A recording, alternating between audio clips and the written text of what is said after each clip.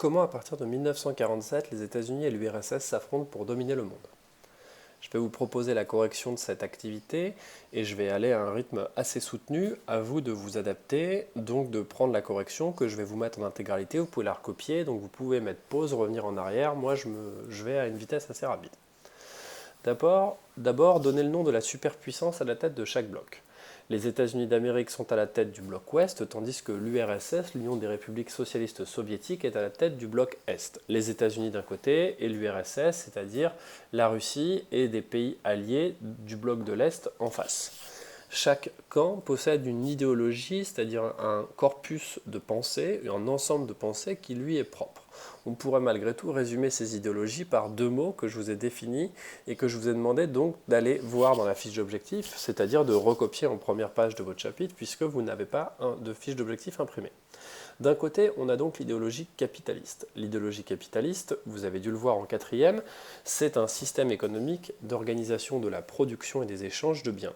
Il est fondé sur la propriété privée et a pour but le profit. Cette définition, vous l'avez peut-être vue en quatrième, ça pourrait se résumer à une idée simple, la liberté d'entreprendre. Dans un pays capitaliste, on peut créer son entreprise comme on le souhaite, sans avoir besoin de l'autorisation de qui que ce soit. Le but de cette entreprise, c'est de générer le maximum d'argent, le maximum de bénéfices, et donc pour ça, en général, il faut produire le maximum, peu importe les besoins. En opposition, le modèle communiste, l'idéologie communiste, est un modèle qui repose sur une société qui se veut totalement égalitaire, sans différence de richesse et sans propriété privée. Ça, c'est en théorie, puisque dans le cas de l'URSS, de l'Union des républiques socialistes soviétiques, on a une application spécifique du communisme qui est très critiquable, et on va essayer de critiquer de toute façon les deux modèles et les deux camps.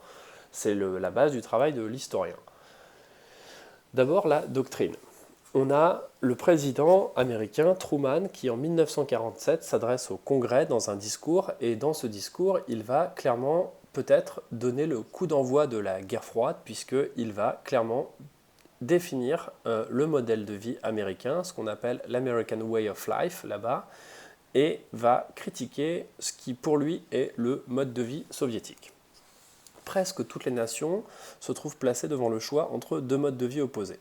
L'un repose sur la volonté de la majorité et il est caractérisé par des institutions, des élections libres, des garanties sur la liberté individuelle, la liberté de parole et de religion, par l'absence de toute oppression politique. L'autre repose sur la volonté d'une minorité imposée par la force à la majorité. Il s'appuie sur la terreur et l'oppression, une presse et une radio contrôlées, des élections truquées et la suppression des libertés individuelles. Je crois que les États-Unis doivent soutenir les peuples libres qui résistent à des tentatives d'asservissement par des minorités armées ou des pressions étrangères.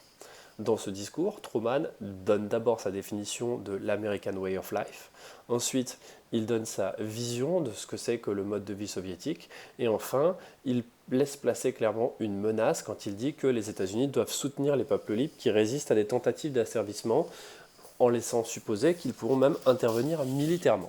C'est donc une déclaration de guerre à l'Union soviétique, même si elle ne porte pas ce nom. La doctrine Truman est donc une doctrine qui positionne les États-Unis comme le camp de la liberté. Le mot liberté revient de manière très régulière. C'est souvent d'ailleurs comme ça que se présentent encore aujourd'hui les États-Unis. Il y parle pour le président Truman, les États-Unis garantissent des élections libres, la liberté individuelle, la liberté d'expression et la liberté de conscience en matière de religion.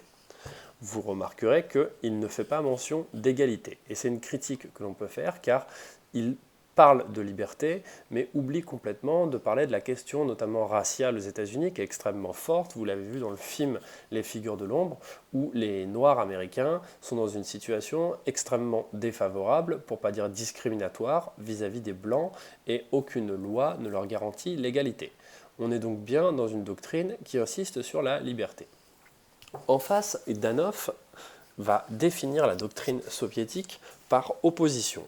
C'est-à-dire qu'il va, dans son discours, non pas tant dire ce qu'est le modèle soviétique, mais plutôt critiquer ce discours de Truman. C'est une réponse à Truman. Ce texte est un extrait d'un rapport sur la situation internationale qui a été publié en septembre 1945 et qui est donc clairement une réponse à ce discours de Truman au Congrès. Les États-Unis sont la force dirigeante du camp impérialiste, soutenue par les pays qui dépendent économiquement d'eux.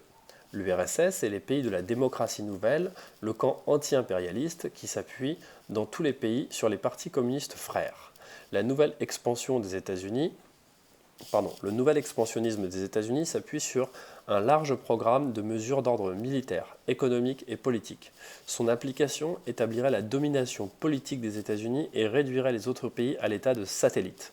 C'est au Parti communiste qu'incombe le rôle particulier de se mettre à la tête de la résistance au plan américain d'asservissement de l'Europe. Il envoie donc un message au Parti communiste européen pour leur dire « Résistez, ne vous laissez pas faire ». Il répond clairement à Truman.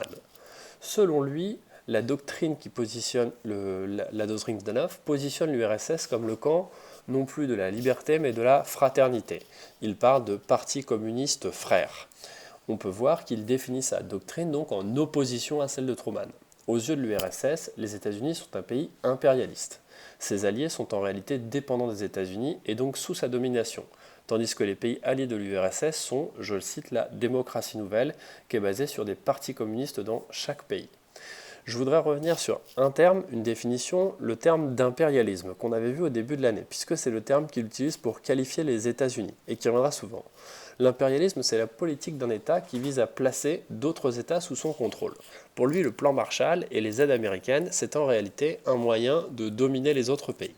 On voit donc que dès 1947, à peine au sortir de la Seconde Guerre mondiale, deux représentants de leurs États respectifs s'attaquent mutuellement et publiquement et clairement définissent les années à venir.